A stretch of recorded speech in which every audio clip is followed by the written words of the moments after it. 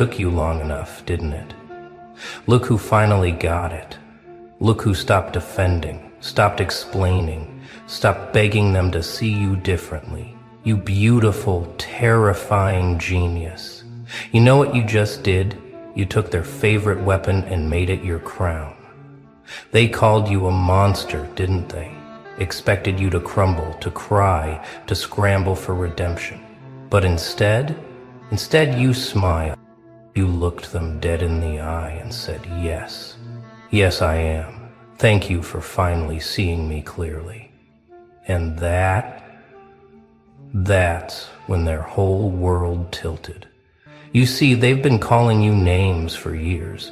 Too intense, too much, too aggressive, too cold, too calculating. They had their little labels all lined up like ammunition, but they never expected you to catch the bullets with your teeth and spit them back as poetry. The moment you agreed with their insult, something fundamental shifted in the universe. The power dynamic flipped so hard they got whiplash, because when you own what they throw at you, when you wear their hatred like designer clothes, what the hell are they supposed to do next?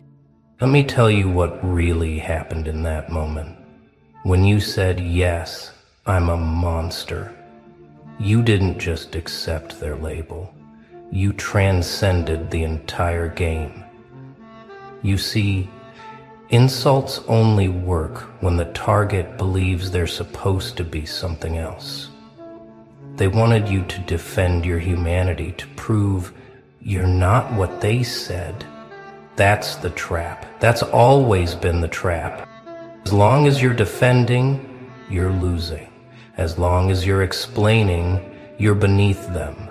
But the second you embrace it, the second you thank them for the recognition, you become untouchable. Because now they're not insulting you. They're simply describing you accurately. And accuracy isn't an attack, it's just observation. The sky is blue, water is wet, I am a monster. Just facts, no emotion, no weakness, just truth. Think about it.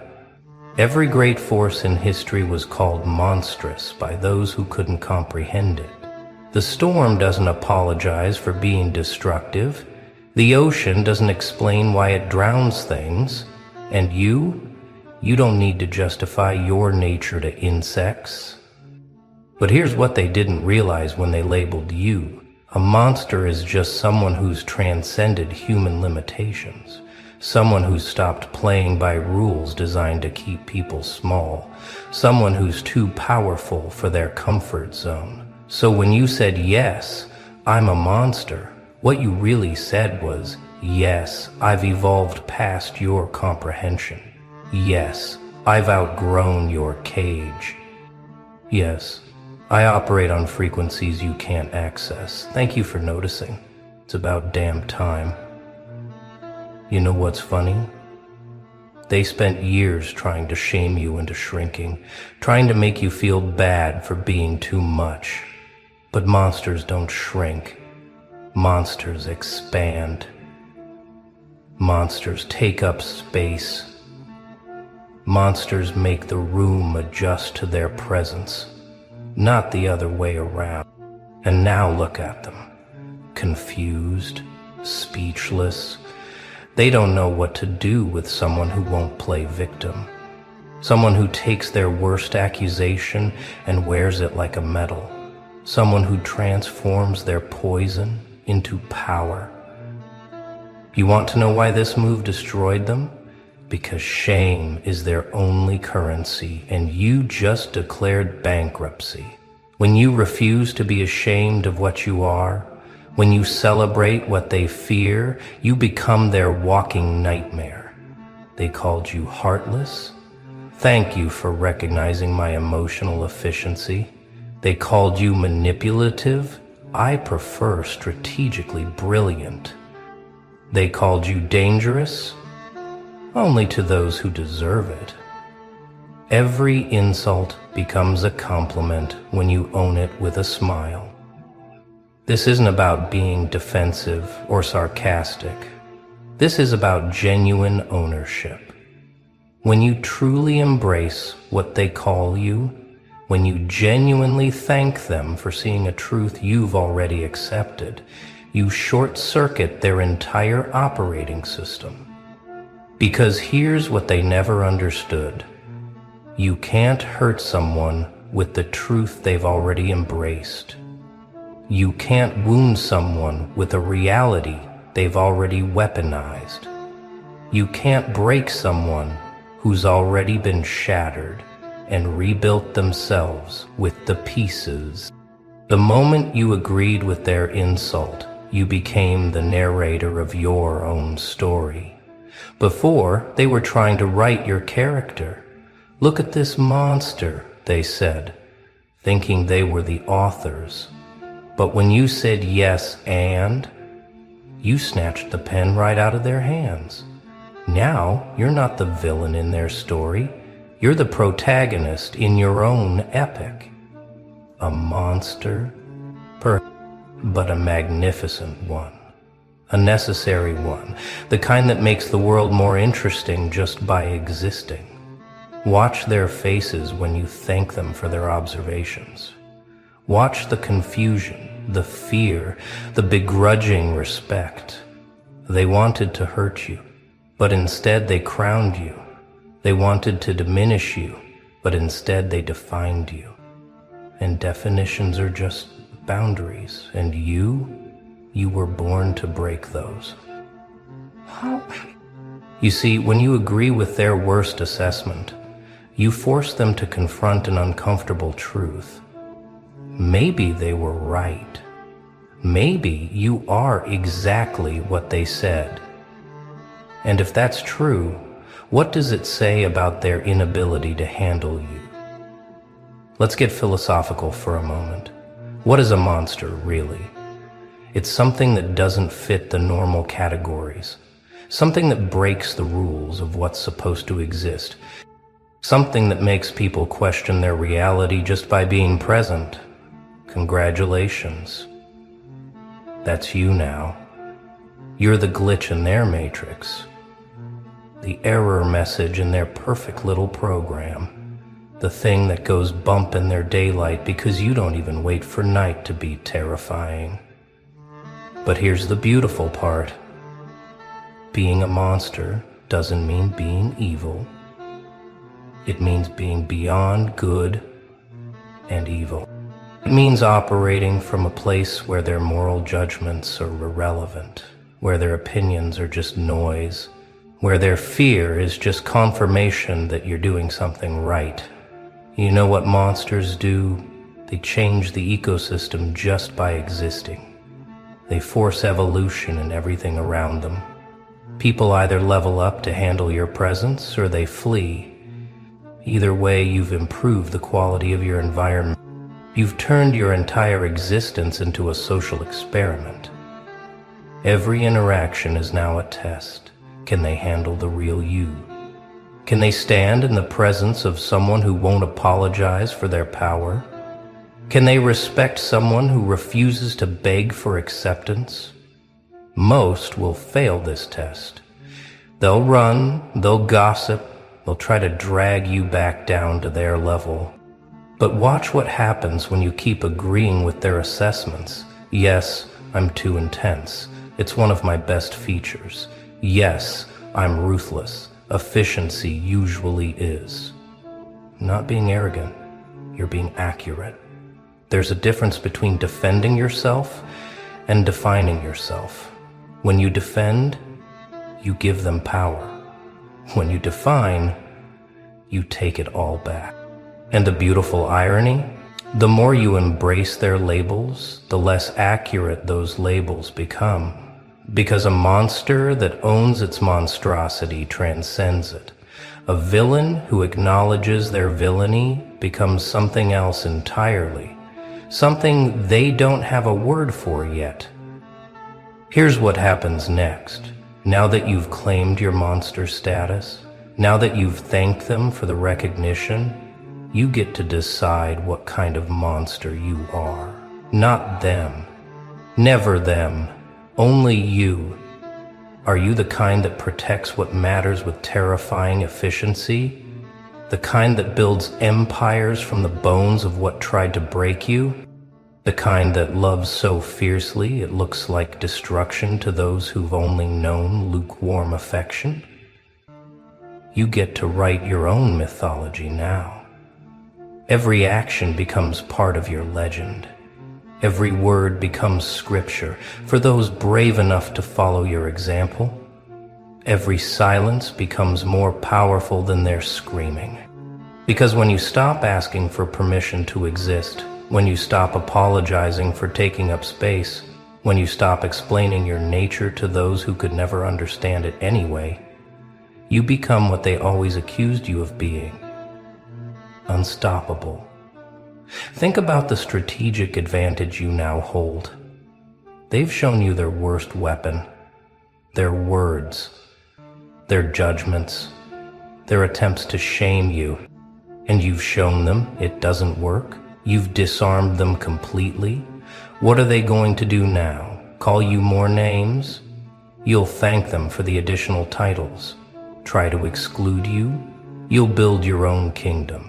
Attempt to make you feel bad? You'll turn their poison into fuel. You've become psychologically bulletproof, not because you don't feel, but because you've learned to digest their hatred like a delicacy. You've developed an immune system that turns toxins into strength. And here's the kicker: they know it.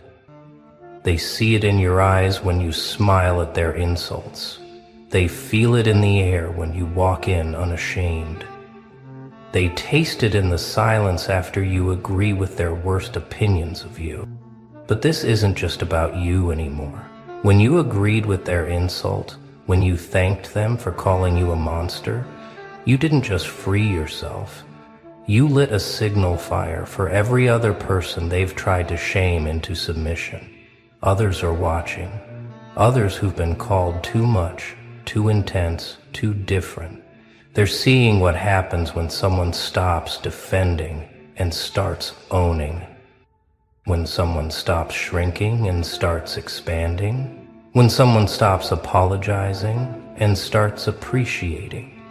You've become permission incarnate. Permission to be unapologetic. Permission to be powerful. Permission to be exactly what they're afraid of and love it.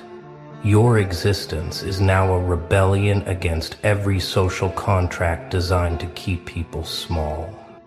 And the most terrifying part for them, it's contagious. Your acceptance of their labels, your gratitude for their recognition, it's spreading. Others are starting to smile when insulted. Others are starting to say yes, and others are starting to realize that their approval was never the prize. So here are your new rules of engagement. When they call you cold, thank them for noticing your emotional discipline.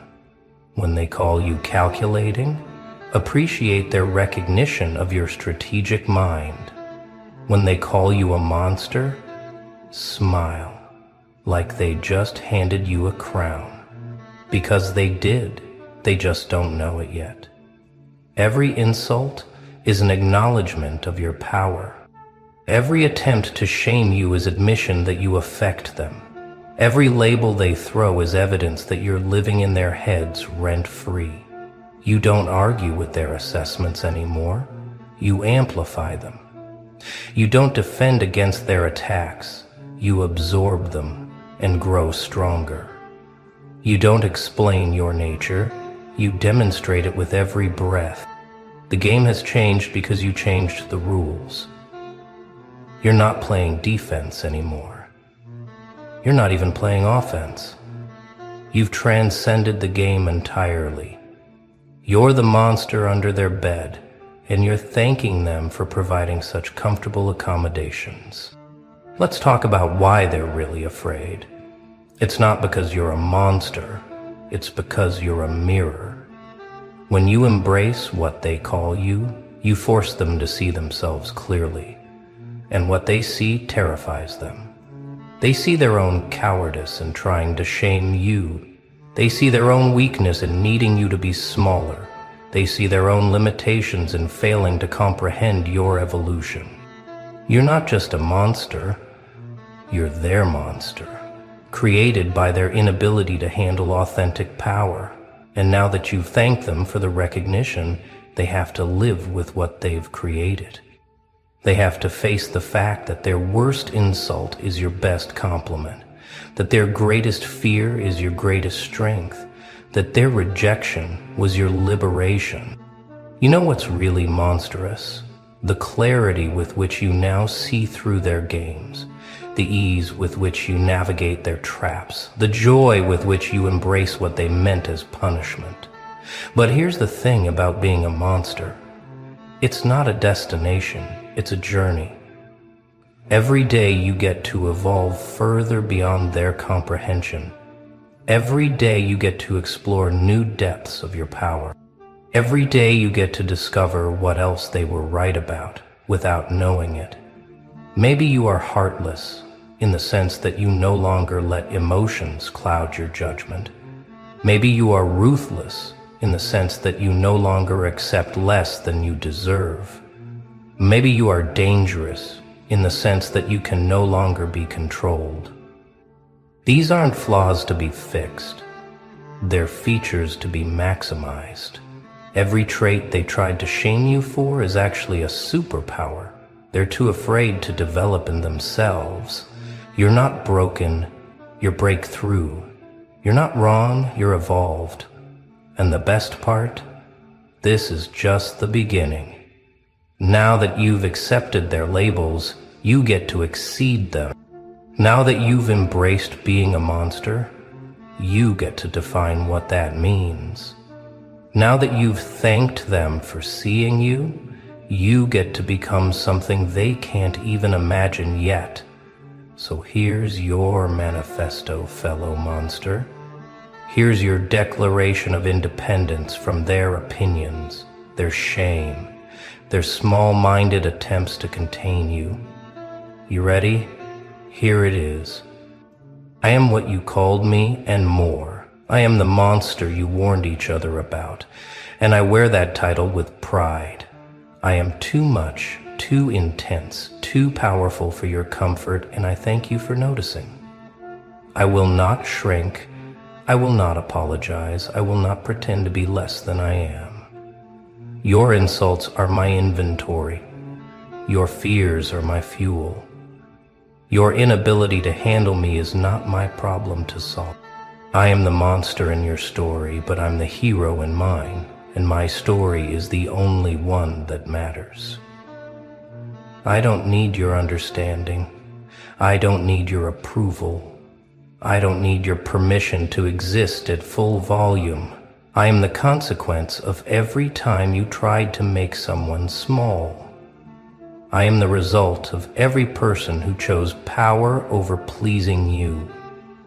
Call me what you want. I'll thank you for the recognition and keep becoming more of what terrifies you, because your fear tells me I'm on the right path.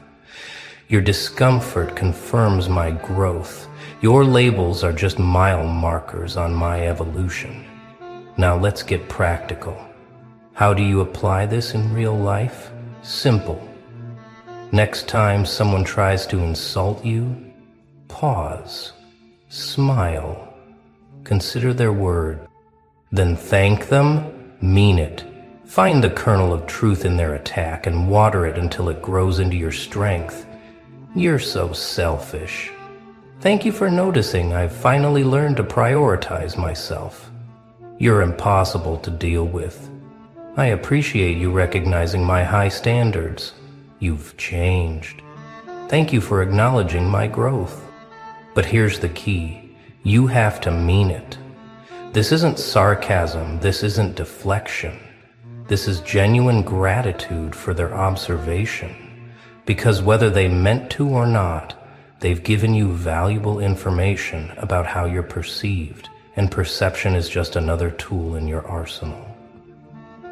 When you genuinely thank them, When you truly embrace their label, you create a paradox they can't solve. How do you hurt someone who appreciates your attempts to hurt them? How do you shame someone who's grateful for your observations? How do you break someone who uses your hammer to forge themselves stronger? Feel the energy shift when you do this. Feel how the power dynamic completely reverses. They came to drain you, but instead they fed you. They came to diminish you, but instead they defined you. They came to hurt you, but instead they helped you. This is energetic alchemy at its finest. You're literally turning lead into gold, taking their base metals, their insults, their projections, their fears, and transmuting them into pure power. You're not just surviving their attacks, you're thriving on them, and they feel it. Oh, they feel it. They feel the moment their weapon becomes your strength. They feel the instant their poison becomes your medicine. They feel the shift when their attempt to make you smaller only makes you larger. That's why they'll stop. Not out of respect, though that might come later, but out of self-preservation. Because every time they attack you now, they only make you stronger. Every insult is an investment in your power. Every attempt to hurt you is a donation to your evolution. But this isn't just about individual interactions. This is about the long game. When you consistently thank people for their insults, when you genuinely embrace what they call you, you create a reputation that precedes you. Word spreads. Don't bother trying to insult them, they'll just thank you. Don't try to shame them, they've already embraced it. Don't attempt to make them feel bad, they'll turn it into fuel. You become psychologically untouchable. Not because you're defended, but because you're undefined by their definitions. You exist in a space beyond their ability to categorize or control. You're the monster that can't be slain because you're already dead to their opinions. And in that death is your resurrection. In that ending is your beginning. In that acceptance is your ascension. You're not just surviving anymore. You're thriving in the very conditions that were meant to destroy you. Here's what being a monster has taught you. Their opinions were never about you, they were always about them. Their fear of your intensity was about their own dimness. Their hatred of your power was about their own weakness. Their need to label you was about their inability to understand you. So when you thank them for calling you a monster, you're really thanking them for revealing themselves, for showing you clearly who can handle your evolution and who can't, for sorting themselves into categories, those who rise to meet you and those who try to drag you down. The monster sees clearly in the dark. The monster navigates by different stars.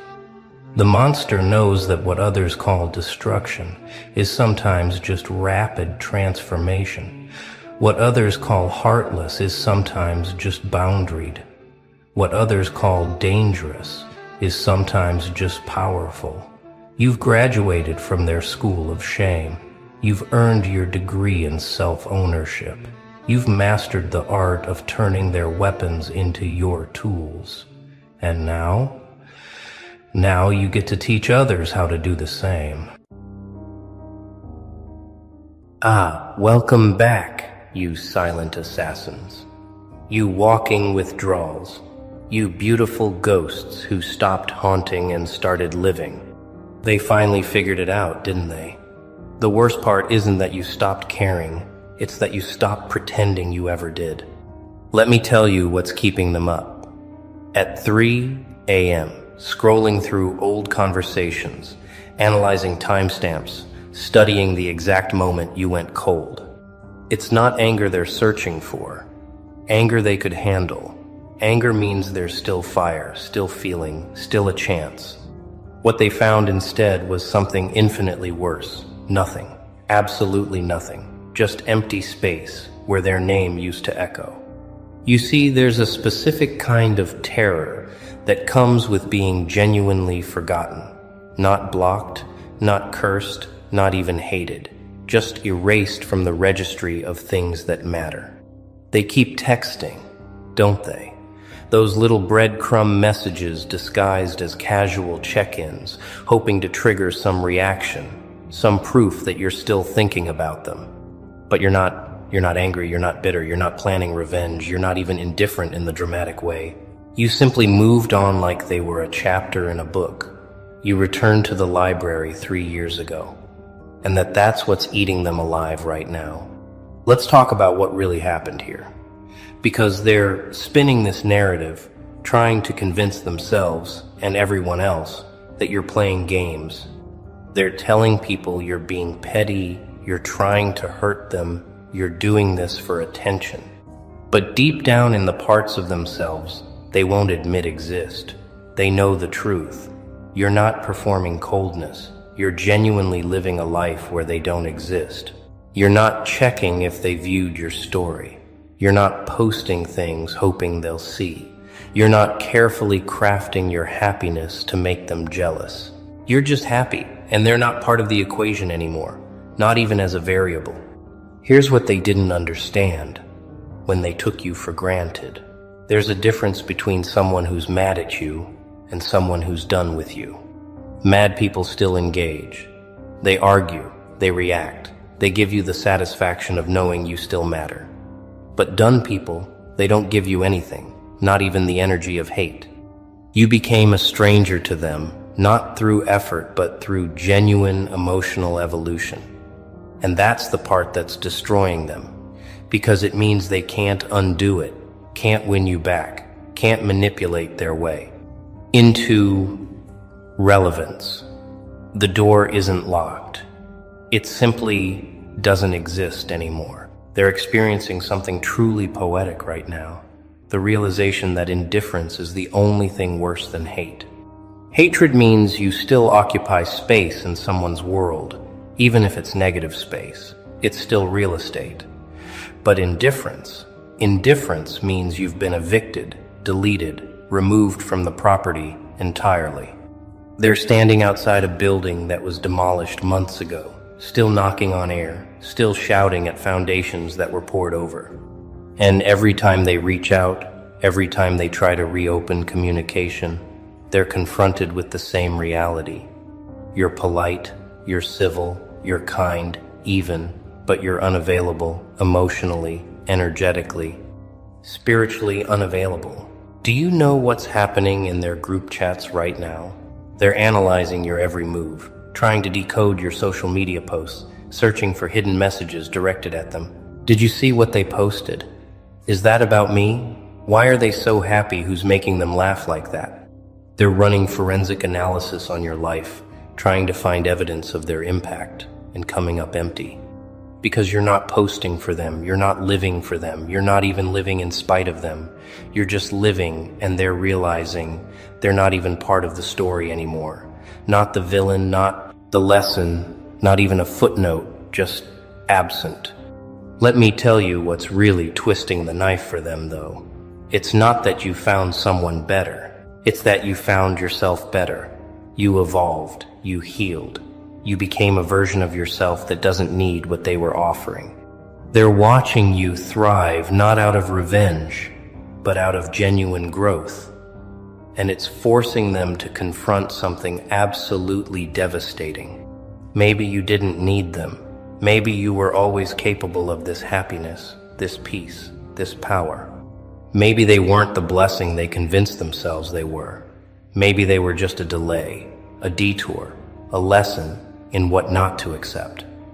And that realization, it's shattering their entire self-perception. Here's the psychology they're dealing with right now, and it's brutal.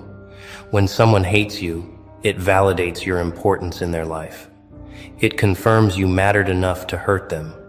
But when someone is genuinely over you, it invalidates your entire narrative. Suddenly, all those times you thought you had power, all those moments you believed they couldn't live without you, all that confident swagger about being irreplaceable, it all crumbles. Because here they are very much living without you, thriving even, and you're forced to face the possibility that maybe you weren't as special as you thought. Maybe your absence was easier to fill than your presence was to tolerate. They're going through the stages right now: denial, anger, bargaining, depression, but they're stuck. They can't reach acceptance.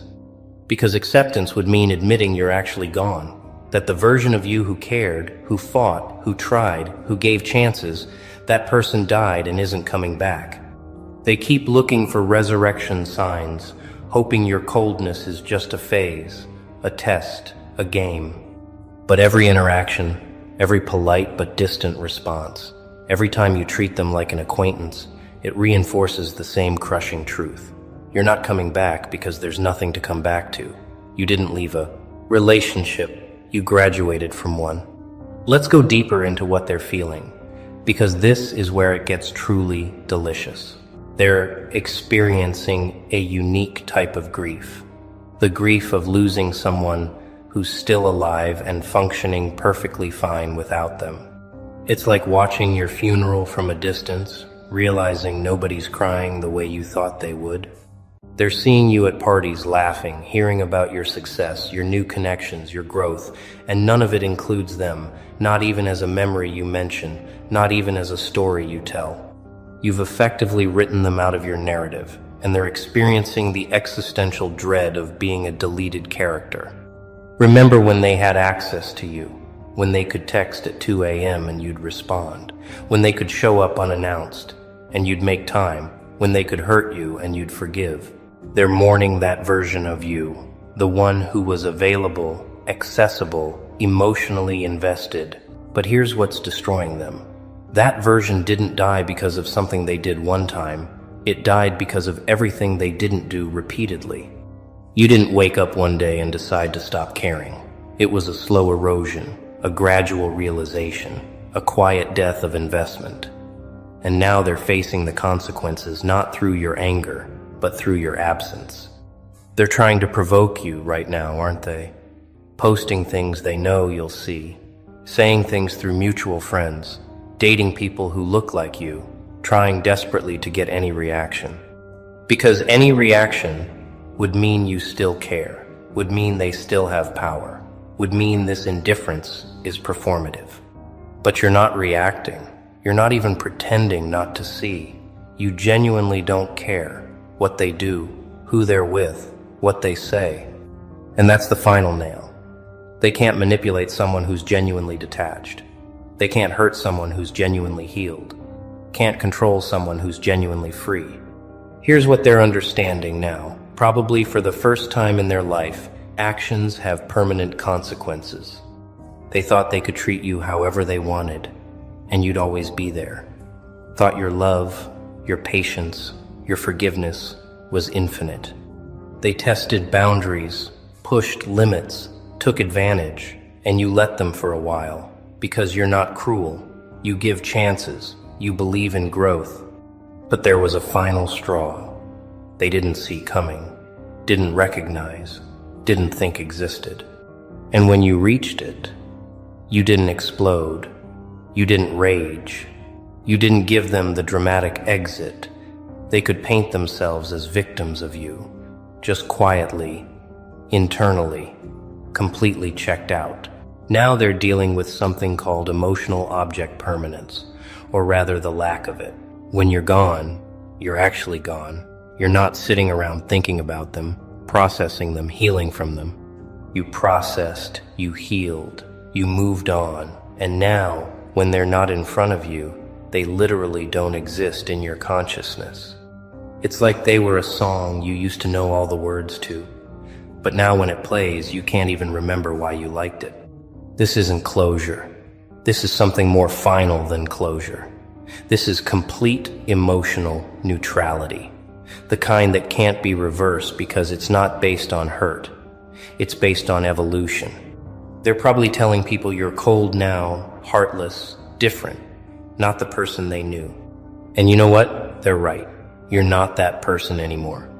Because that person was exhausted from caring about people who didn't care back. That person was depleted from giving to people who only took. That person was broken from loving people who only knew how to damage. But this version of you, this one learned the most powerful lesson in human psychology. You can't lose what you're not attached to. Can't be hurt by what doesn't matter. Can't be controlled by what you don't need. You became untouchable, not through walls, but through genuine indifference. Let me tell you what's happening in their mind right now, because this is psychological warfare they didn't know existed. Every time they see you unbothered, it chips away at their self-image. Every time they hear you're doing well without them, it challenges their narrative. Every time they realize you're not even thinking about them, it creates cognitive dissonance they can't resolve. Because they need to believe they mattered. They need to believe their presence was significant, their absence impactful. But you're living proof that neither was true, that they were replaceable, forgettable, survivable. And that's an identity crisis they're not equipped to handle. They're experiencing what psychologists call the devaluation reversal. When they had you, they devalued you, took you for granted, treated your presence like a given. Now that you're gone, they're overvaluing what they lost, romanticizing what you had, rewriting history to paint themselves as victims of your coldness. But here's the thing, you're not rewriting anything. You remember exactly what happened, exactly how you were treated, exactly why you left.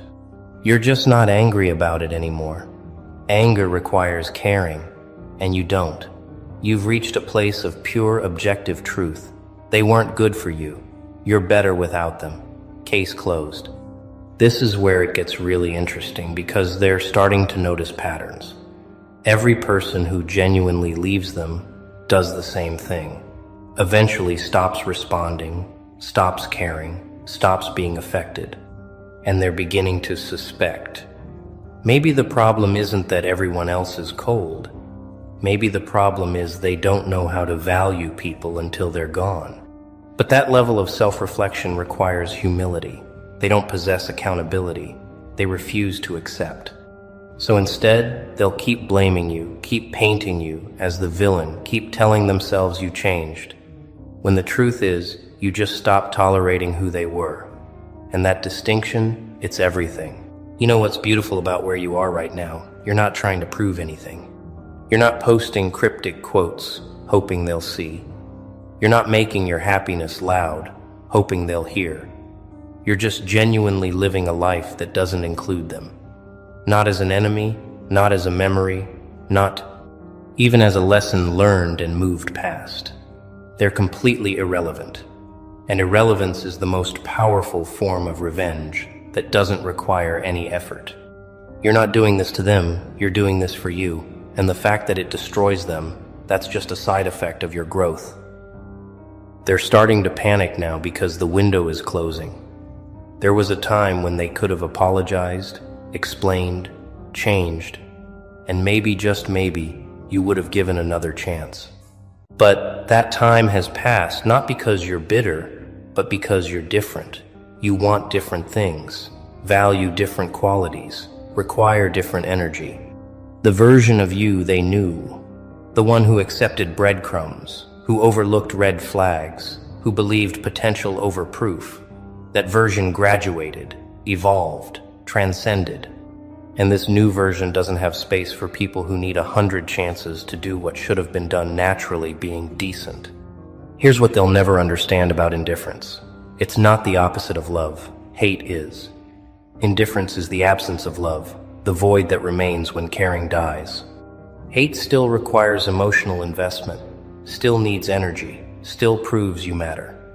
But indifference proves you don't. Not anymore. Not ever again. They're experiencing the difference between being left and being outgrown, being blocked and being forgotten, being hated and being nothing, and nothing. That's what's breaking them, slowly, quietly, completely. Because how do you fight nothing? How do you win back someone who isn't fighting you? They're just not including you. They're probably cycling through old messages right now, reading conversations, trying to pinpoint where it went wrong. Was it that argument, that broken promise, the time they chose someone else over you? But here's what they're missing. It wasn't one thing. It was everything, accumulated, compressed, concentrated, until it reached critical mass. You didn't leave because of the last straw. You left because you finally saw the whole haystack for what it was. A pile of disappointments held together by your hope. And once you saw it clearly, leaving wasn't emotional. It was logical, not a breakdown, but a breakthrough. Not rage, but clarity. Not hate, but indifference. Pure, simple, complete. Now they're dealing with replacement anxiety, watching you build connections, form bonds, create relationships with people who actually value you. And they're seeing in real time what they could have had if they'd just been better. Every person who treats you right is a mirror showing them their failures. Every moment you laugh with someone else is evidence. They were replaceable every time you thrive. Without them is proof they were never necessary. And that's a level of obsolescence. The ego can't handle being proven unnecessary to someone's happiness, being demonstrated as subtractable from someone's life equation, with the answer still coming out positive. Let's talk about the text they're sending right now, the casual, "Hey, how are you?" The nostalgic, "Remember when?" The guilt-trippy, "You really changed." The aggressive, "You think you're better than me now." They're throwing everything at the wall, hoping something sticks, hoping something triggers you back into caring, back into engaging, back into giving them the power they once had. But you're not biting.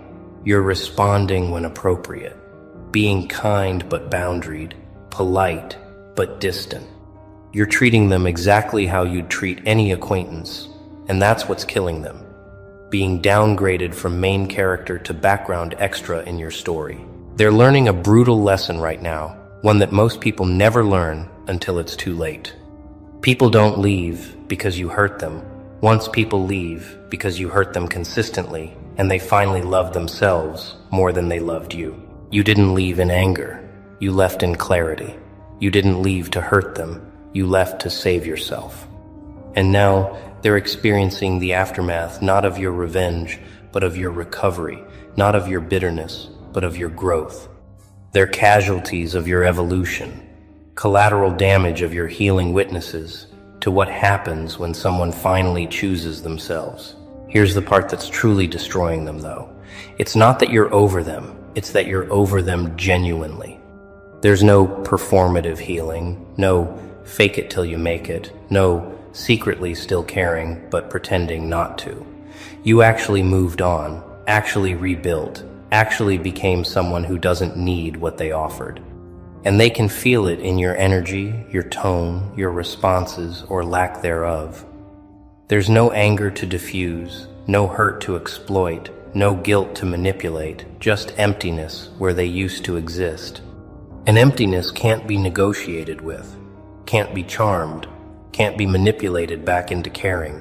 They're probably going through your social media right now, analyzing every post, every picture, every interaction, trying to find evidence that you're not really over it, that this is all an act. But what they're finding is worse than anything they imagined. Genuine happiness, genuine peace, genuine growth. You're not posting revenge content. You're not subtweeting. You're not doing any of the things people do when they're still emotionally invested. You're just living, and they're not part of that life. Not in the pictures, not in the stories, not in the memories you're making. They've been edited out, deleted, removed, and the footage runs smoothly without them. You know what they're realizing right now that haunts them most. All those times you begged for basic decency, basic respect, basic effort. Those weren't dramatic exaggerations or unreasonable demands. You were literally asking for the bare minimum, and they couldn't even give you that. And now someone else is giving you the maximum, treating you how you deserved all along. And they're watching from the sidelines, seeing what they had, seeing what they lost, seeing what they'll never have again. because you don't go backwards. Don't downgrade. Don't settle for less once you've experienced more. They had their chance. Actually, they had multiple chances, and they wasted every single one. Here's the psychology that's breaking them down right now. Cognitive dissonance on steroids. They need to believe they're good people who made mistakes. But your indifference suggests something darker, that maybe they weren't mistaken. They were consistent. That maybe it wasn't about circumstances or timing or bad luck. Maybe it was about character, about values, about who they fundamentally are. And that's an identity crisis that can't be resolved through your forgiveness, through your anger, through anything you give them, because you're giving them nothing. You're forcing them to sit with themselves, to face themselves, to be themselves, without using you as a mirror or shield or excuse. They're starting to notice patterns in their own life now. Other people leaving, other connections fading, other relationships failing, and they're beginning to suspect, just beginning, that maybe everyone else isn't the problem.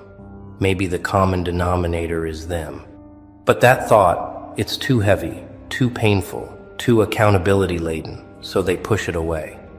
Replace it with easier narratives. You changed. People are ungrateful. Nobody appreciates them.